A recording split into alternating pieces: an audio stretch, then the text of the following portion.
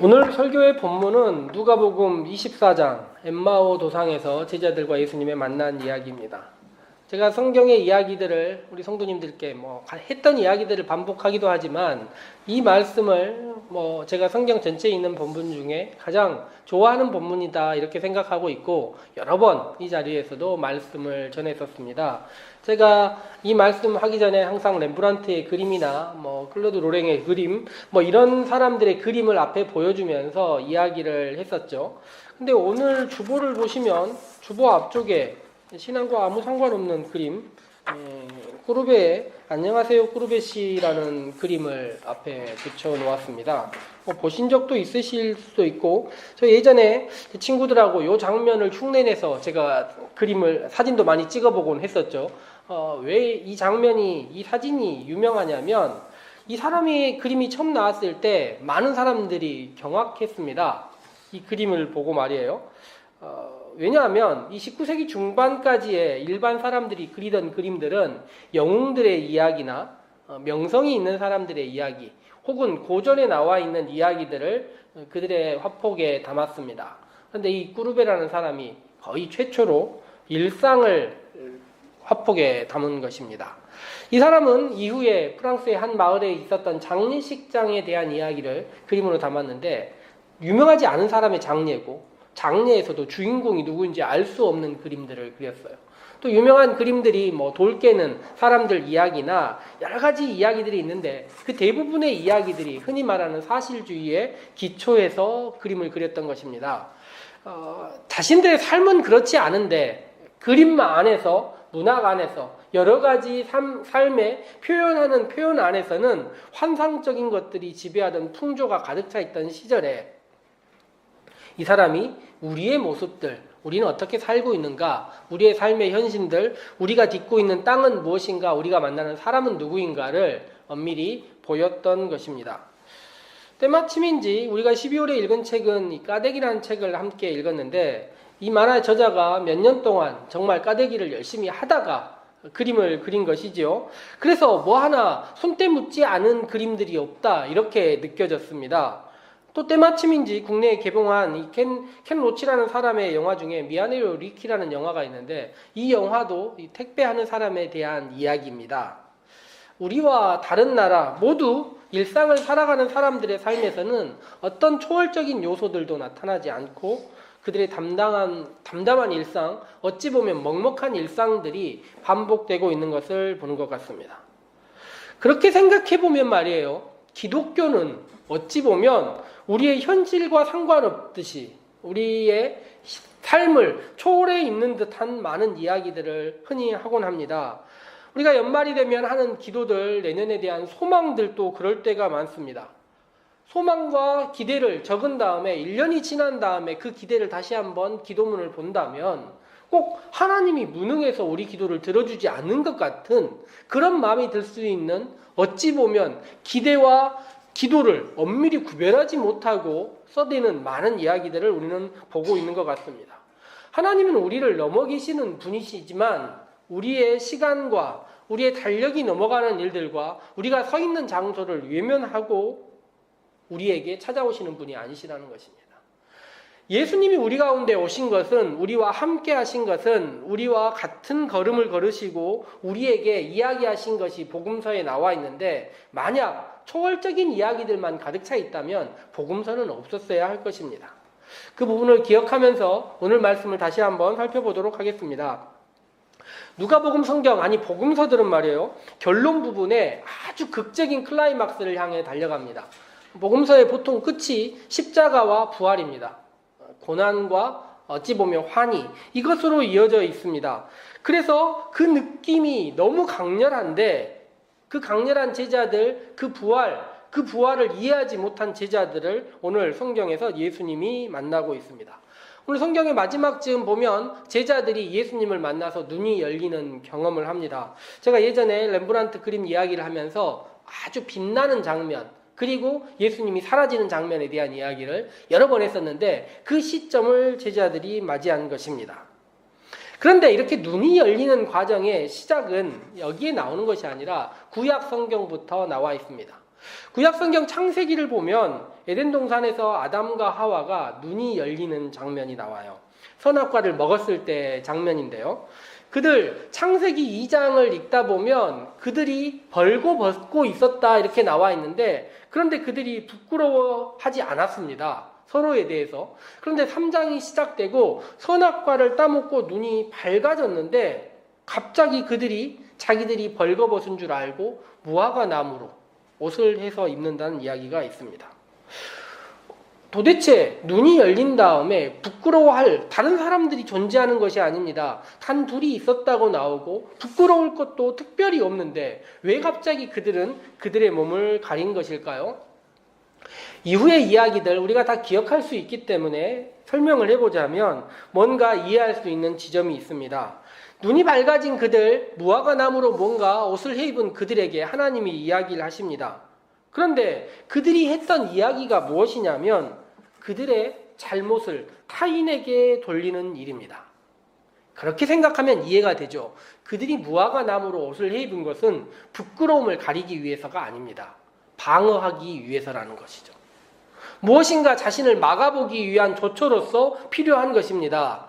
그래서 그들은 알 수 없는 것들에 대해서 자신의 몸을 가리려고 하고 누군가의 이야기에 의해서 자신의 흠을 타인들에게 돌리려는 방어 기제로서의 눈이 밝아졌다는 것입니다. 그들은 무엇인가 따먹고 나면 그들도 정말 신처럼 될 것이라 생각했습니다. 그들의 과거의 자신을 넘어설 것으로 생각됐지만 그들은 하나님과 함께하는 동행, 하나님과 함께하는 산책, 모든 것이 사라져버린 채 오히려 자기 자신을 막는 데 급급한 존재로 돌아섰던 것입니다. 추후 가인과 아벨 이야기 그리고 그 다음 이야기들도 비슷한데 성경에 딱히 그렇게 기록되어 있지 않지만 가인은 아벨과 함께 하나님께 제사를 드린 다음에 가인의 눈이 밝아졌어요. 어떻게 밝아졌냐면 제사를 드린 다음에 온전한 예배가 아니면 하나님이 받지 않으신다는 것을 알아버린 것입니다. 그런데 이것을 알고 나서 그의 삶이 자신을 돌아봐야 하는데 그렇게 하지 않고 자신을 다시 방어하기 시작했어요. 자신의 했던 행적들을 방어하기 시작하고 그 방어에 그치지 않고 공격적으로 변했다는 것입니다. 창세기를 계속 읽다 보면 타인들을 향한 공격적인 본능들 그리고 방어들은 새로운 것들이 받아들여지면서 그들이 하나님께서 그들에게 무엇인가 눈이 열리는 시점들을 만들 때 아니면 자기 스스로가 눈을 열 때마다 방어하고 공격하는 일의 반복, 악순환이 진행되었다는 것입니다. 성탄절의 이야기들인 이 아브라함이라는 사람은 그런 시대를 떠나서 말씀을 쫓아 보이지 않는 것을 쫓아 진정한 눈뜸을 향하여 걸어갔던 사람이라는 것입니다. 그러나 창세기 이후에 나왔던 많은 사람들의 눈이 열림은 우리들이 권력에 대한 이야기를 하면서 들었듯이 그렇게 악순환을 반복하는 과정이었다는 것입니다. 그런 상황들, 눈이 어떻게 열렸는가를 생각하는 상황들을 기억해보고 오늘 성경에 있는 제자들은 엠마오라는 곳으로 가고 있습니다. 예루살렘에서 약 12km 정도 떨어져 있는 곳이라는 것인데 그 장소로 가고 있는 길입니다. 그들은 1년 혹은 3년 동안 정말 환상적인 삶을 살았습니다. 그런데 그 환상이 벗어난 것입니다. 꿈과 같은 시절로 과거를 추억해버릴 시절들로 과거를 남겨놓고 있습니다. 그리고 그들은 과거 익숙했던 장소, 예수님과 상관없는 일상으로 돌아가고 있습니다. 그런 상황에서 그들을 누군가 찾아와요. 추억을 이야기하고 서로 묻고 하고 있었다는 것입니다. 그들은 예루살렘에 있었던 일들이 무엇인지 몰라요. 과거의 이야기들을 회상하며 서로 문의하고 걸어가고 있었습니다. 그런데 낯선 사람이 나타났습니다. 그리고 예루살렘에서 있었던 일에 대해서 묻습니다. 이들은 과거의 이야기에 대해서 사실관계를 명확하게 알고 있어요. 오늘 우리가 읽지 않은 가운데 본문을 읽어보면 예수님께 그들이 어떤 일이 있었는지를 하나하나 설명하는 사실관계를 설명하는 이야기가 나옵니다. 그런데 무엇을 해야 할지 알지 못하고 그분이 누구인지도 알지 못한 채 예수님과의 만남은 추억 속에만 남아있다는 것입니다. 예수님은 그들에게 하나하나 알려주십니다. 성경에 대해서 알려주세요. 그들은 예수님과 걸어가면서 제자들은 말씀을 듣습니다. 그런데 듣다 보니 무엇인가 깨달음도 있고 의문점도 생깁니다. 게다가 이런 경험이 처음이 아니에요. 과거에도 예수님은 그들과 함께 걸어가면서 길을 가면서 말씀을 전한 적이 있고 일상을 살아가면서 주위의 환경들과 자연과 함께 이야기했던 적이 있기 때문입니다. 그리고 오늘 성경에 있는 것처럼 구약 성경부터 신약 성경까지 구약 성경에 있는 이야기들을 율법과 모세의 이야기와 예언의 이야기들을 하나하나 풀어주셨는데 복음서 읽어보면 예수님이 이렇게 얘기하세요. 옛사람은 이렇게 말했는데 나는 이렇게 이야기한다. 즉, 이 모든 일들이 동행과 배움과 함께 있는 이 구조 속에 있는 모든 것들이 처음 있는 일이 아니라 이미 있었던 일들입니다. 과거에 예수님께서 그렇게 해주셨던 이야기예요. 그런데 그들의 삶의 일상은 너무나 큰 일을 겪은 다음에 그들의 배웠던 가르침도 옛사람들의 말씀을 새롭게 해석함도 모두 사라져버리고 추억으로만 남아 있었던 것입니다. 예수님과 그들이 몇 시간쯤 걸었을까요? 약 12km쯤 된다고 쳤을 때 우리의 일반적인 걸음걸음 대화를 하면서 걷는 시간으로 치자면 아마 한 서너 시간 정도 걷지 않았을까 생각해 봅니다. 한참 걸은 다음에 제자들은 이 만남과 이 많은 것들, 일상 가운데서 벌어지는 이 놀라운 가르침과 우리의 마음을 뜨겁게 함을 경험한 다음에 더 무엇인가 절정을 향하여 가고 싶은데 놀랍게 예수님은 그냥 가려고 하세요. 제자들이 처음으로 자기들이 주도적으로 그분을 잡습니다. 예수님과 함께 하자 이야기하고 예수님께서 복음서에서 제자들에게 보여주는 관계의 끝은 언제나 식사였습니다. 할 수 없는 사람들과 식사를 하셨고 제자들과도 식사를 하면서 예수님께서 관계의 끝을 보여주신 것입니다. 예수님께서 그들과 함께하면서 떡을 떼고 그들에게 나눠주는 순간 그들의 눈이 밝아지고 예수님은 사라졌던 것입니다. 그들이 나중에 이야기를 하시죠. 그들이 나중에 이야기를 하죠. 예수님께서 우리에게 말씀을 전해주실 때 우리의 마음이 뜨겁지 않더냐. 그런데 그들의 마음이 뜨거웠던 적이 처음은 아니라는 것입니다. 산 위에서 예수님께서 말씀을 전해주셨을 때도 물질에 대해서 알려주는 누가복음의 그 수많은 이야기들도 아픈 사람을 살리셨을 때 많은 사람들을 먹이셨을 때 자연현상들을 이겨내는 놀라움을 경험했을 때도 그들의 마음이 뜨거웠었습니다.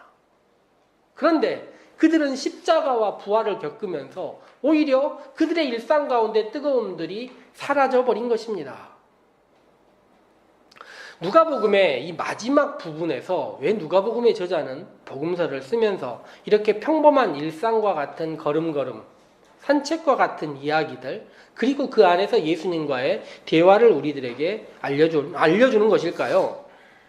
주님은 그들에게 십자가와 부활을 보여주셨지만 그 거대함, 우리의 삶에서 상상할 수 없는 놀라움들, 그것이 예수님이 우리에게 늘 원하는 이야기는 아니라는 것입니다. 그것이 우리의 살아야 될 최종은 아니라는 것입니다. 말씀 속에서 우리가 일상을 어떻게 살아내는 것인가, 거대한 일들, 우리를 넘어서는 존재들, 엄청난 일들이 우리를 바꿀 것으로 보이지만 오히려 그것이 아니라 매일매일 걸어가면서 식사를 하면서 만남 가운데서 우리의 마음이 말씀과 함께하며 뜨거워지는 경험, 오히려 이것이 더 필요하다는 것입니다.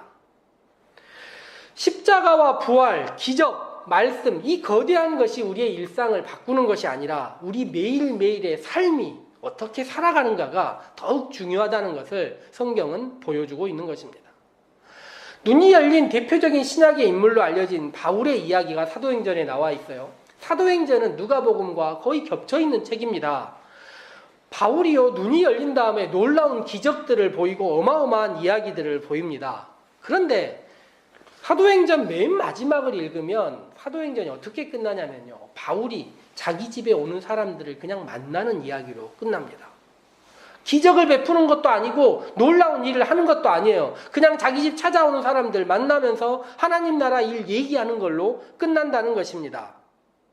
기적과 어마어마한 거대한 일들이 복음서마다 있지만 말씀을 끝내는 복음서 저자들은 우리가 할 수 있는 일들을 알려주는 것입니다. 함께 걸으면서 식사하면서 집에서 우리의 삶을 살아가면서 하나님에 대한 이야기들을 해내 나가야 된다 이야기하는 것입니다. 세상이 어마어마한 거대한 것들을 내려놓고 현실을 찾아가고 그 일상의 소중함을 찾아가는 것이 19세기 중반입니다. 그림들이 괜히 나온 것이 아니라 사람들의 마음가짐에 있었던 이야기들이 나온 것입니다. 때마침 그때 교회도 비슷한 생각들을 했었어요. 그러나 그 생각들, 우리의 일상을 어떻게 바꿔야 하는가에 대한 생각들을 교회는 애써 묻어두려는 사람들이 더 많았고, 우리를 넘어서는 초월적인 이야기들만 반복하고 싶었던 것입니다. 그런데 초월적인 것이 우리를 바꾸지만 우리의 일상을 살아갈 때는 초월적인 것이 아니라 말씀과 동행과 함께하는 사람들과의 대화와 식사와 집에서의 이야기들, 그리고 우리의 매일매일의 성실함이 훨씬 더 소중하다 이야기하는 것입니다. 그렇게 생각하고 바라보면요, 옛 추억을 되돌려서 생각해보자면 이 꾸르베시의 이야기와 엠마오의 예수님과 제자들의 만난 이야기는 얼추 되게 닮아있다 생각할 수 있습니다. 비슷한 만남처럼 보일 수도 있다는 것입니다. 1년이 이렇게 끝나갑니다. 성경을 우리가 함께 읽고 365일 우리는 함께 기도를 했으며 52번의 예배를 드렸고 52번의 식사를 이 자리에서 함께 하였습니다. 12권의 책을 함께 읽었으며 여러 번의 성찬을 나누었고 함께 일상들을 보내면서 1년을 보냈습니다. 어찌 보면 그것들은 거대한 일들은 아니었고 화려한 일도 아니었으며 매우 소소한 일들이었습니다. 그런데 그것이 복음서 마지막에 나와 있는, 사도행전의 마지막에 나와 있는 이야기와 어찌 보면 닮아 있는 것입니다. 주님이 우리에게 알려주시려고 했던 마지막 이야기는 우리가 어떻게 매일매일을 살아낼 것인가. 매일매일 제자들과 함께 걷듯이 너희들과도 함께 걷겠다, 함께 식사하겠다, 그리고 말씀을, 구약의 말씀을, 신약의 말씀을, 신약의 말씀이 다시 오늘의 삶으로 되돌아오면서 우리의 마음이 따뜻해지고 뜨거워지고 그리고 더 나은 일상을 살기 위하여 노력하게 해주겠다는 것입니다. 목사로서 1년을 한 걸음 한 걸음 성실하게 살아오신 성도님들을 응원합니다. 정말 잘하신 것 같습니다. 어려움도 눈물도 우리의 삶에 부단한 수고들도 있었지만 참 잘 살아오신 것 같습니다. 그런 우리에게 새로운 한 해가 시작됩니다. 그런 우리에게 하나님께서 여전히 함께 하실 것입니다. 그런데 그 함께 하심이 어마어마하고 거대한 일상을 계획하는 우리들에게 찾아오는 것이 아니라 발걸음마다, 매 끼의 식사들마다, 일주일마다 한 번 드리는 예배마다, 매일매일 자신의 삶 가운데 드리는 기도마다, 소리내어 불러보는 찬송들마다, 한 장 한 장 넘겨가면서 읽는 성경책의 손길들마다, 우리의 일상을 함께하면서 사회를 알아보려는 독서들마다 함께 하실 것입니다. 그러니 내년도 함께 걸어갑시다.